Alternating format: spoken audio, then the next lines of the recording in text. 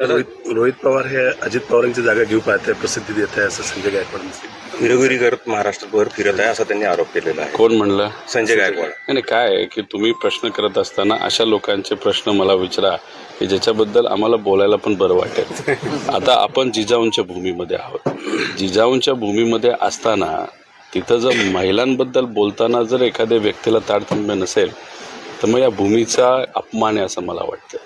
आणि या भूमीतून, या मोठ्या शहरातून ते जर आमदार असतील आणि भूमी इतकी पवित्र आहे, म्हणजे संतांची भूमी, महामानवांची भूमी, मोठ्या पत्रकारांची भूमी, विचारवंतांची भूमी, आणि याच्यात महिलांबद्दल वापरलेले उच्चार, शब्द हे कोणाला तरी पटणार आहेत का हे तुम्ही विचारा. त्याच्याचबरोबर तुम्ही बोलत असताना महाराजांबद्दल बोलता आणि बोलता बोलता तुम्ही महाराजांचा पण अपमान करता, ही त्यांची लायकी आहे. त्यामुळे अशा लायकींच्या लोकांबद्दल आपण बोलून न तुमचा, न ऐकणाऱ्यांचा, न माझा त्याच्यामध्ये वेळ गेला पाहिजे असं मला वाटतं.